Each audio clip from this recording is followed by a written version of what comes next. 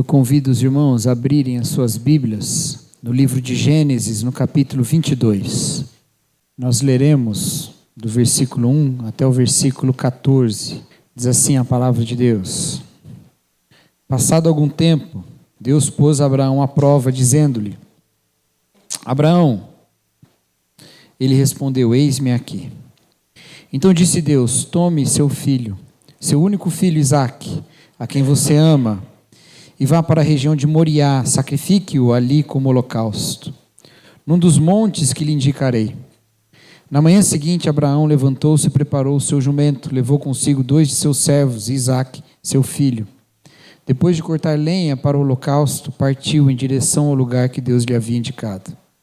No 3º dia de viagem, Abraão olhou e viu o lugar ao longe.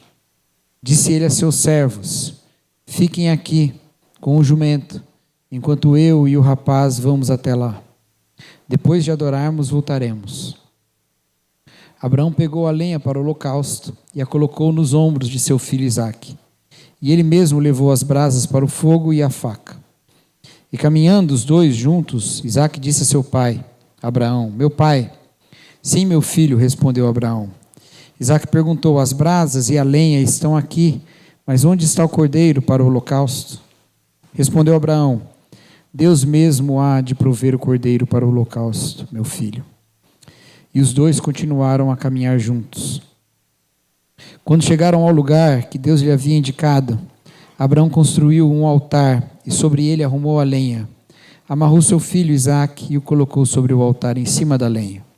Então estendeu a mão e pegou a faca para sacrificar seu filho. Mas o anjo do Senhor o chamou do céu: Abraão, Abraão. Eis-me aqui, respondeu ele. Não toque no rapaz, disse o anjo. Não lhe faça nada. Agora sei que você teme a Deus, porque não me negou seu filho, o seu único filho. Abraão ergueu os olhos e viu um carneiro preso pelos chifres num arbusto. Foi lá pegá-lo e o sacrificou como holocausto em lugar de seu filho. Abraão deu àquele lugar o nome O Senhor Proverá.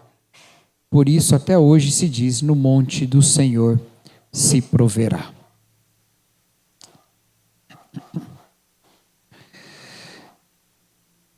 Essa história tão conhecida por nós,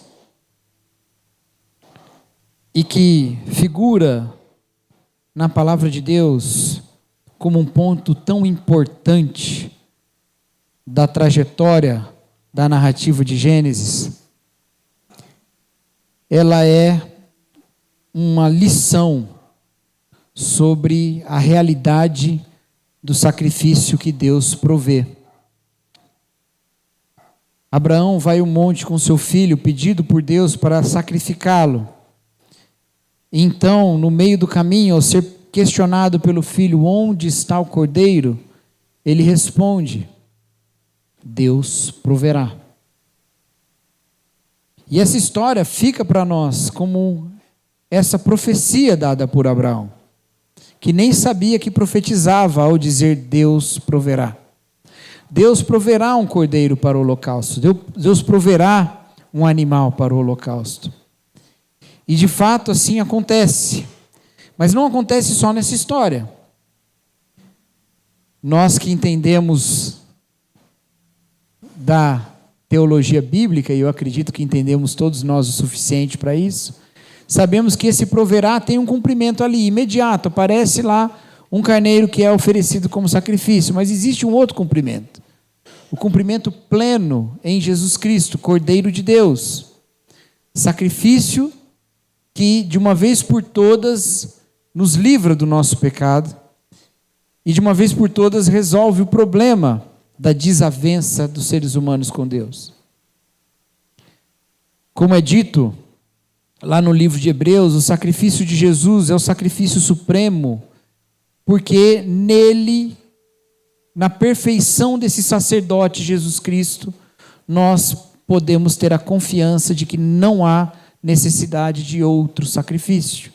E que todos aqueles sacrifícios do Antigo Testamento, a começar deste, e continuando pela história, e entrando na lei, os sacrifícios dados sob a lei, todos eles só prefiguravam o real sacrifício de Jesus.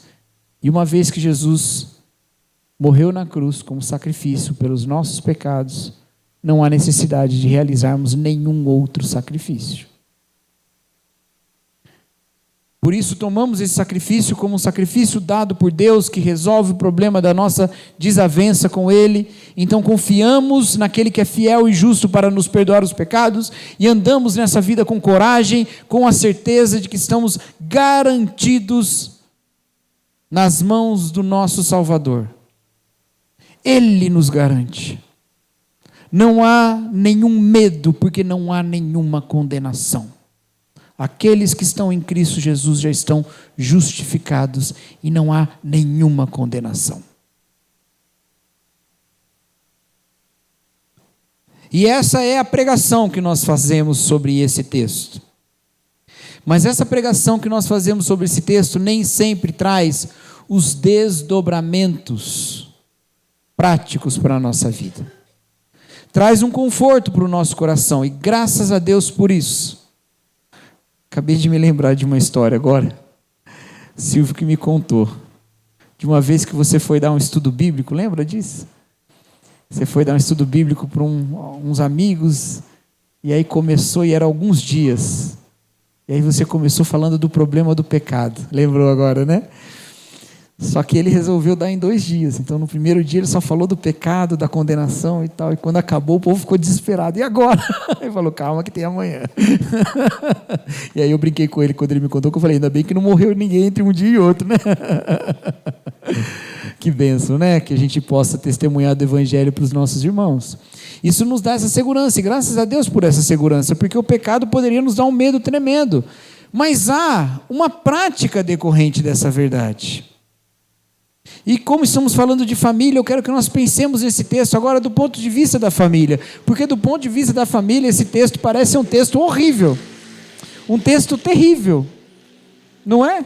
O que é um pai que por fanatismo religioso carrega o seu filho para cima da montanha para entregá-lo em sacrifício para o seu Deus? Isso aí é uma das coisas mais assustadoras que a gente pode pensar. Mas essa história, ela está contando, na verdade, a outra mensagem, a mensagem oposta a essa. E a gente não entende muitas vezes isso, porque a gente não entende um pouquinho do contexto. Essa história só está aqui nesse capítulo, só está aqui nesse livro. Para o leitor original desse livro, e não para os leitores, nós que conhecemos o Novo Testamento, mas para o leitor original, aquele que vivia naquela época, ela só está aqui nesse livro para, primeiro, contar essa fidelidade do patriarca Abraão, mas também, e não em primazia, mas em igualdade de importância, para diferenciar o Deus de Abraão dos outros deuses. Porque nas religiões do entorno do povo de Israel, os deuses aceitavam sacrifícios humanos. Os deuses aceitavam sacrifícios dos seus filhos. As religiões do entorno pediam um sacrifício da família em nome dos deuses. E essa história está aqui contando como Deus se diferencia desses outros. Há um drama pesado nessa história, porque esse filho Isaque é aquele prometido para o idoso Abraão, marido da idosa Sara. Eles tinham impossibilidade de ter filhos, eles lamentavam por isso. Toda aquela riqueza e nenhum herdeiro. Mas há uma promessa, e a promessa veio, Isaque nasceu, e o nome dele significa riso. É uma alegria. Há umas dúvidas por que Isaque significa riso, mas uma das questões é essa, ele é uma alegria. E aí essa alegria que Abraão tem no seu filho, Deus fala, não, dá o seu filho para mim. Tem esse drama, mas a história, estranhamente, não registra nenhum conflito do ponto de vista de Abraão. Não parece que no coração dele, ele entrou em algum tipo de crise. Talvez tenha entrado, eu não estava lá, não entrevistei ele. Talvez tenha entrado. Mas isso não foi importante para a história, não está registrado. E por quê? Porque era a coisa mais normal do mundo, oferecer sacrifício para um Deus, oferecer um sacrifício humano para um Deus. Então, quando Deus impede o sacrifício humano, sim, ali fica evidenciado a fidelidade de Abraão, que é maior, ou que é como poderia ser comparado à fidelidade dos idólatras aos seus deuses. Mas no caso de Abraão, era um único filho. Mas também fica provado que esse Deus não aceita sacrifícios humanos, que esse Deus não aceita que pessoas sejam sacrificadas em seu nome. E agora sim a gente pode aplicar essa história na família. Não, não é para você subir a montanha carregando ninguém para você sacrificar, viu? Tá bom? Não aguento mais o meu cunhado, vou carregar ele para cima da montanha para sacrificar ele. Não é essa a aplicação, tá bom, gente? Deus já falou que não aceita sacrifício humano. A aplicação vem do ponto de que muitas vezes nós sacrificamos os nossos familiares em altares. Muitas vezes. Nós tomamos as nossas relações familiares como uma maneira de justificar, de justificação. Isso não é estranho na história bíblica. A gente tem uma outra história que conta uma questão parecida com essa, que é daquela do irmão que sacrificou o próprio irmão, Caim e Abel. Lembra que aquela história de Caim e Abel é uma história sobre sacrifício? Eles vão levar sacrifício a Deus. Caim leva o fruto lá das suas plantações, Abel leva os seus animais, sacrificam a Deus, e o texto diz que Deus recebeu Abel o seu sacrifício e não recebeu Caim. Então o que Caim faz? E você pode pensar, puxa, mas Deus também não recebeu Caim? Não à toa que ele estava bravo. Mas não se esqueça, nessa história de Caim e Abel, Deus fala 2 vezes com Caim e nenhuma vez com Abel. Ele vai conversar com Caim. Deus se mostra interessado em poupar Caim de fazer um ato errado. Deus não abandonou Caim, ele só não aceitou o sacrifício. E a gente entende no Novo Testamento que é porque Abel fez o sacrifício com fé e Caim não. Então o que Caim faz? Ele sacrifica o próprio irmão. E sacrifica o próprio irmão em seu próprio nome, para sua própria justificação. Tem 2, Deus só aceitou um, se eu mato esse um que foi aceito, eu passo a ser aceito. É um sacrifício para ser aceito. Como eram sacrifícios da lei, quando nós chegávamos, como seres humanos, né? Não nós, chegávamos diante de Deus no tabernáculo, e não éramos aceitos pelo pecado, e oferecíamos sacrifício. Caim ofereceu um sacrifício, foi seu próprio irmão, Abel. Gênesis fala de pessoas sacrificando seus irmãos por si mesmo. Não é só essas histórias não, tem mais uma. Os irmãos de José sacrificam seu irmão para sua própria justificação. O meu pai gosta mais de José do que de mim. Mata José para ele gostar da gente. Mata José para a gente ter o favor deles. Mata José para a gente ter a justificação, a aceitação. E aí quando eles vão matar José, largam lá no poço. Aí fala, não, vamos matar não, tira ele daí, vamos vender ali para ele ir embora. Gênesis é cheio de histórias de sacrifícios de familiares. E aqui no capítulo 22, tem Deus livrando um sacrifício familiar e no lugar colocando um cordeiro que ele mesmo provê. Deus proverá o cordeiro e por causa do cordeiro nós não precisamos sacrificar os nossos familiares. E essa é a primeira lição que eu quero tirar desse texto para as nossas famílias. O sacrifício de Jesus nos impede de sacrificar a nossa família.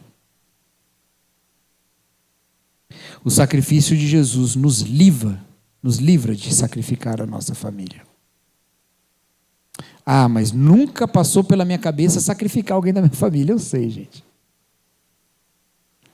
Mas quantos há que pensam como uma outra história de Gênesis, Lia, que acreditava que só seria amada se tivesse filhos.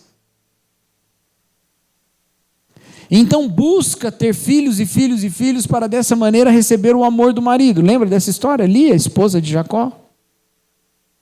E ao fazer isso, ela pensa que aquilo haveria de ser justificação.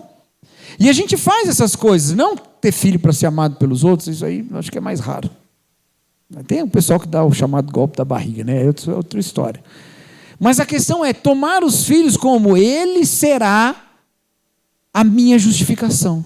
Ele será a prova de que eu dei certo. Ele vai ser o jogador de futebol que eu não fui. Ele vai ser o grande empresário que eu não fui. Ele vai ter o dinheiro que eu não tive. Ele vai para onde eu não consegui ir. Ele será como eu quero que seja. Como eu não fui. Ou então, de outra maneira. Eu sou desse jeito e eu sou bom. Eu sou bom. Meu filho vai ser bom igual eu. Porque se não for, é uma vergonha para mim. Sacrificando o filho em nome da sua própria honra. Vai fazer desse jeito. Porque se não fizer desse jeito, sacrificando o filho à sua própria honra. Não é o ensino do menino no caminho que deve andar, porque você quer que ele chegue no fim desse caminho, que é um bom caminho. Não é isso. É o ensino de acordo com a sua própria fama, de acordo com a sua própria honra. A mesma coisa acontece em outros tipos de relação. Relações conjugais, por exemplo, em que há sacrifício do cônjuge. E esse sacrifício do cônjuge envolve uma série de possibilidades. Muitas possibilidades. Tem gente que mata o cônjuge porque quando comete infidelidade, está matando o cônjuge. Não é que a palavra fala que a morte o separe? Se você se uniu a outra, é porque separou do que ficou. Se você separou, o que você fez? O que separa? A morte. Então você matou ele. Você não matou de fato, mas a infidelidade é como matar o cônjuge. Sacrifício, pelo seu próprio prazer. Submeter o cônjuge a coisas que ele não quer, e não pode, e não deve, mas está submetido porque é assim que tem que ser. Mulher minha é desse jeito. Né? E a gente não está falando do extremo disso, que é o próprio feminicídio. E que pode ser também o andricídio. Homicídio de qualquer ser humano, né? Sei lá, androcídio, deve ser a morte do homem. Mas que é mais raro na nossa sociedade. Que tantas e tantas vezes acontece, é literalmente o sacrifício do outro por causa da honra do marido. Para você ter uma ideia, na legislação brasileira já existiu o artigo que falava da morte por legítima defesa da honra. Quando um homem matava sua esposa porque de alguma maneira sua honra foi ferida. E quantos feminicídios ou feminicidas foram libertos por conta desse tipo de lei desigual e injusta. É sacrifício em nome da sua própria justificação. O extremo disso. O extremo. Não existe família desse jeito, meus queridos. Não existe família se os membros da nossa família precisam ser um reflexo de quem nós somos. Se eles não podem, no seio familiar, ser quem eles são. Se eles não podem, no seio familiar, desenvolver as suas potencialidades numa relação de cuidado. Não tem como, se eu tenho que o outro ser do jeito que eu quero, ele está sendo sacrificado à minha própria justificação. Então o que eu faço? Claro que um forma o outro, claro que um ensina o outro, claro e óbvio que pais ensinam filhos e seria uma irresponsabilidade, uma falta de amor não fazer isso. Mas não fazem isso por causa de si mesmos, fazem isso por amor. É o ensino do amor sacrificial que aponta o caminho de Jesus Cristo, que é um caminho de graça. É um caminho de graça, de bondade.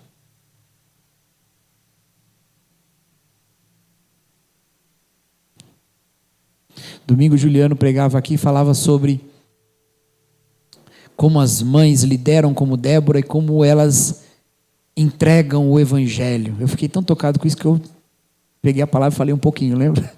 Não foi só para dar tempo para as crianças terminar o trabalhinho, não. É que eu estava emocionado também.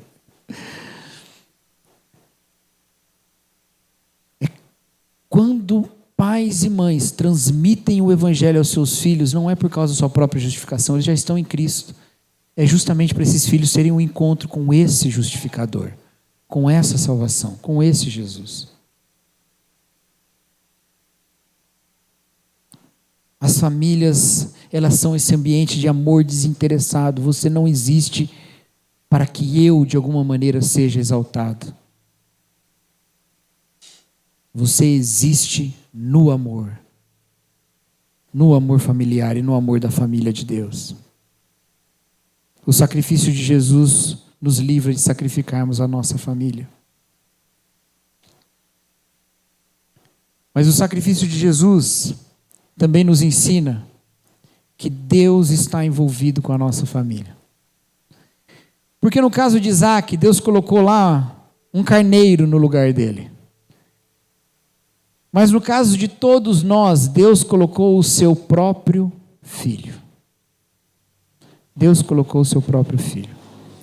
Meus irmãos, se Deus enviou o próprio filho para que fôssemos filhos de Deus, quanto Ele não está interessado e envolvido no nosso bem. A verdade é que o sacrifício de Jesus, a morte de Jesus, dá vida à família. A morte de Jesus dá vida à família. Nos tira de altares em que somos sacrificados e nos restaura um relacionamento vivificante com o nosso Deus. Queridos, famílias aos pés de Jesus Cristo podem não se tornar as famílias mais prósperas do mundo. Podem não se tornar as famílias mais saudáveis do mundo. Podem não se tornar as famílias mais seguras do mundo. E nem as famílias mais numerosas, ou as menos numerosas. Mas estando em Jesus, as famílias se tornam aquelas que têm o melhor Pai do mundo, que é o nosso Deus. E Ele é Pai. Ele é pai do pai, pai do filho, pai do vô, pai da tia, pai do tio, é pai de todo mundo que está nele. Queridos, você tem um membro familiar que você não pode ignorar, que é o próprio Deus. Você é parte da família de Deus. Deus é parte da sua família. Você está entendendo? Sabe a criança que qualquer coisa que acontece chama a mãe, chama o pai? Pai, mãe. Às vezes chama o pai fala, fala com a sua mãe. Sabe? Agora você é o pai, você é a mãe. Aí a criança chama, o que você faz? Para tudo que você pode cobrir, você cobre. Para tudo que você pode ajudar, você ajuda. Para tudo que você pode fazer, você faz. Mas o que você não pode fazer? Você tem pai. E pai é Deus. Ele é pai da sua família, Ele é pai dos seus filhos, Ele é parte da sua família. Você é da família de Deus, então a sua família é da família de Deus. Ele deu o próprio filho para que nós fôssemos filhos dele. Estamos envolvidos nisso, ou Ele está envolvido conosco. E aí independe, queridos, o quanto a nossa família está ainda transformada por essa realidade, porque de fato, nenhuma das nossas famílias faz jus à perfeição desse Pai. Nenhuma delas. Mas nós estamos em processo de edificação, em que Deus está construindo esse lar. E é por isso que a maneira que nós voltamos uns para os outros não é no desespero do outro não ser um sacrifício perfeito para a minha honra, do outro não ser a pessoa que deveria ser porque é o sonho que eu tive, ou da minha composição familiar não ser ainda a composição que eu esperava que ela fosse. Eu volto para o outro com a certeza de que Deus faz parte dessa família, e se agrada nessa família, e se alegra nessa família, e está edificando essa família. Eu não volto para o outro culpando o outro pela desgraça da minha vida. Eu volto para o outro louvando a Deus pela graça da minha vida. Que é a graça que Deus colocou. A graça dessa família que eu tenho, em que eu estou inserido. Porque Deus está envolvido com as nossas famílias. Porque para nos dar vida, o seu filho morreu. Nunca duvide disso, meus queridos. Nunca duvide disso. Deus está tão envolvido com a sua família que você nem consegue imaginar. Por isso, eu sempre falo isso e vou falar de novo. Acho que todas as mensagens dessa série eu falei isso, vou falar de novo. Não aliene Deus da sua família. Não tire Deus da sua família. É quase loucura fazer isso. Se o dono de todo o universo, Senhor Deus poderoso, acima de qualquer coisa, ama a sua família e adotou a sua família para ele, para a família dele, é a maior loucura do mundo. E ama com amor perfeito. É a maior loucura do mundo deixar ele de fora da sua família. É a pior alienação parental que existe, alienar do próprio Pai Celestial. É a pior. Deus faz parte da família. Ah, mas na minha família nem todo mundo é crente. É você. A palavra de Deus fala, por exemplo, sobre casais que são formados por um crente ou não crente. A palavra de Deus fala, olha, não se separe, lá em 1 Coríntios capítulo 7. Porque quem garante que o marido não será santificado pela santidade da esposa e que a esposa não será santificada pela santidade do marido? Entendeu? Ah, nem todo mundo é crente, nem todo mundo reconhece essa paternidade divina. Você reconhece. E Deus te ama, e você ama a sua família. E Deus ama você e ama a sua família. Seja um rio de amor de Deus na sua família. E que mais e mais, cada membro da sua família aprenda que Deus o ama através da sua vida. O sacrifício de Jesus nos livra de sacrificar os nossos familiares. A morte de Jesus dá vida à família.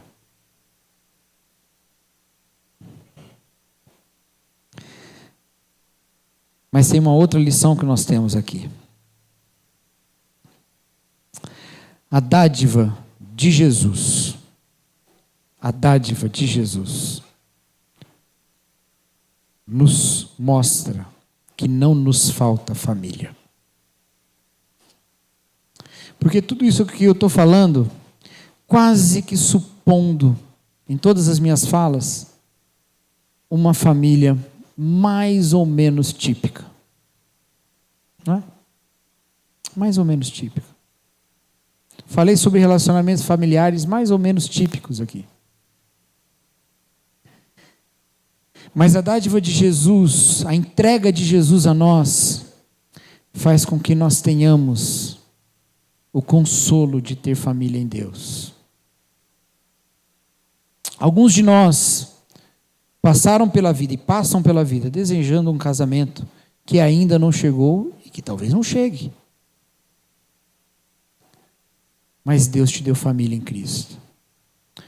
Alguns casais buscam e esperam que tenham filhos. E Deus não manda. Mas Deus mandou o seu filho. A verdade é que a dádiva de Jesus, que nos mostra como Deus faz parte da nossa vida, nos consola nele e nos mostra que não tem falta de família.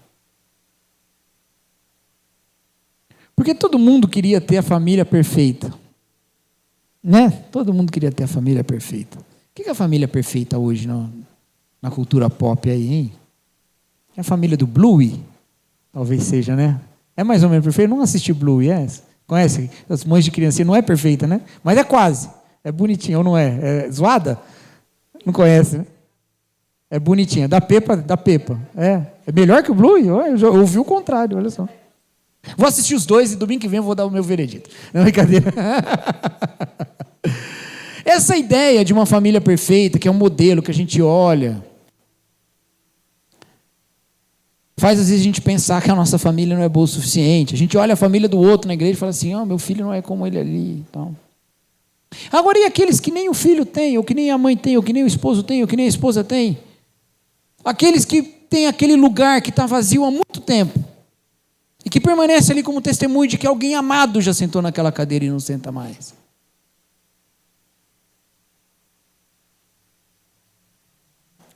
Aquele lugar pode te lembrar da dor da falta, mas ele também pode ser preenchido pela consciência de ter recebido o Filho de Deus. Porque nossas famílias não serão perfeitas, nem nas existentes, nem nos postos vacantes. Mas Jesus Cristo nos chama para a sua família, e nele nós temos essa satisfação. É isso que ele mesmo falou para os seus discípulos. Ele fala ali num contexto de perseguição em que a família negaria os discípulos, se afastariam dos discípulos. Esse é o contexto, tá? Em que Jesus fala assim: aquele que não ama pai e mãe mais do que aquele que ama pai e mãe mais do que a mim não é digno de mim. Lembra dessa história que Jesus fala? Aí as pessoas falam assim: tem que escolher pai, mãe ou Jesus. Aí começa a usar a religião para brigar com o pai e com a mãe, que assim ele acha que ele é crente. Não é isso.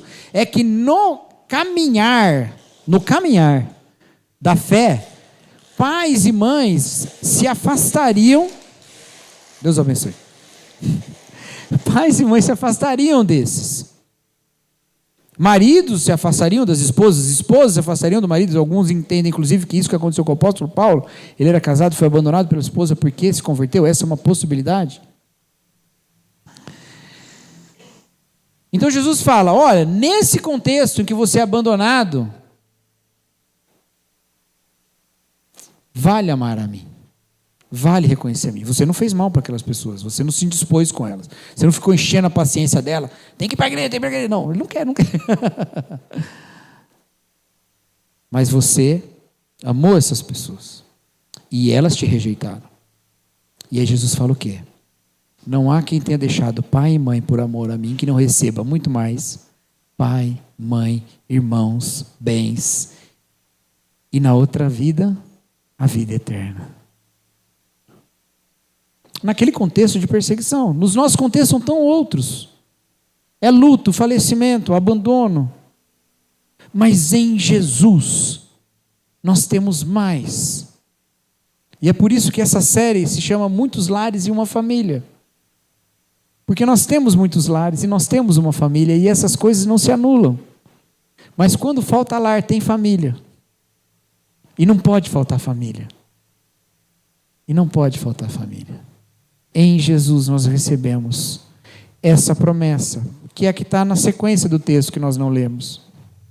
No versículo 15, diz assim: pela segunda vez o anjo do Senhor chamou do céu a Abraão e disse: juro por mim mesmo, declara o Senhor, que por ter feito o que fez, não me negando seu filho, o seu único filho, seja certo de que o abençoarei e farei seus descendentes tão numerosos como as estrelas do céu, como a areia das praias do mar. Sua descendência conquistará as cidades dos que forem inimigos, e por meio dela todos os povos da terra serão abençoados, porque você me obedeceu. Todos os povos são abençoados por essa obediência, e esses povos são feitos família, adotados por Deus em Cristo, filho de Abraão, descendente de Abraão. Entende, meus irmãos? O sacrifício de Jesus cumpre tudo isso para as nossas famílias. Ele nos evita de sacrificar um ao outro. A gente pode viver em reconciliação. A morte de Jesus nos dá vida, e a dádiva de Jesus preenche e nos mostra que não nos falta nada. Deleitemo-nos em Jesus Cristo, queridos. Guiemos a nossa família na palavra de Deus. Apontemos o amor de Deus para aqueles que ainda não conhecem dentro do nosso lar. Oremos ao Senhor. Senhor, sou da sua família, mas eu tenho uma família. E eu entrego a minha família ao Senhor. E o Senhor está envolvido com a sua família. Amém? Vamos fazer essa oração então, meus queridos. Você vai fazer essa oração sozinho primeiro, tá? Você vai falar aí, ó. Se você quiser orar com alguém da sua família que está contigo, você pode fazer essa oração. Se você quiser fazer sozinho, cada membro da família sozinho, fica à vontade. Mas depois nós vamos orar por cada família aqui, pedindo isso, pedindo dessa bênção do Senhor.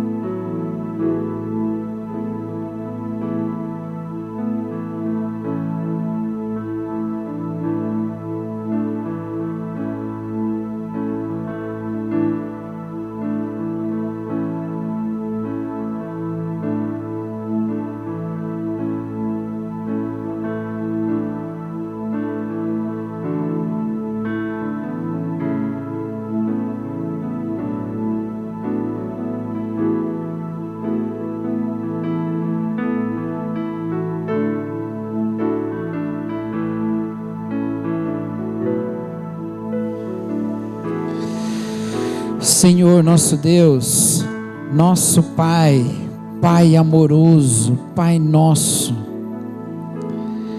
nós somos da sua família, Deus, e nós temos família. Senhor, seja a família da nossa família. Toma a nossa família como sua família. Recebe os nossos familiares, amados por nós, como somos amados por Ti.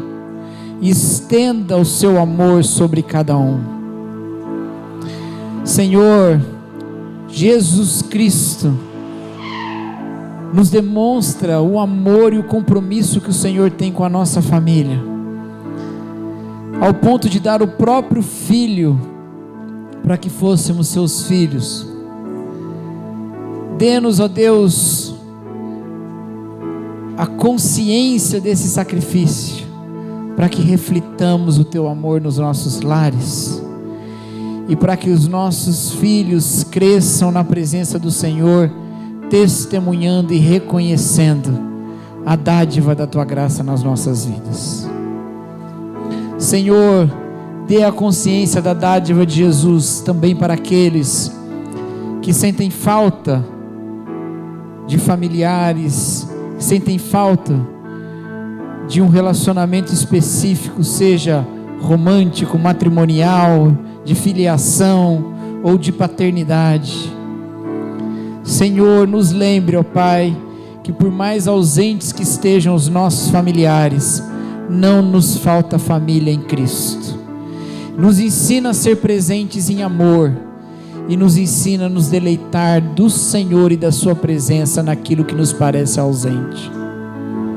Ensina-nos, ó Pai, a viver a graça de Jesus em família. Essa é a nossa oração em nome de Jesus Cristo. Amém.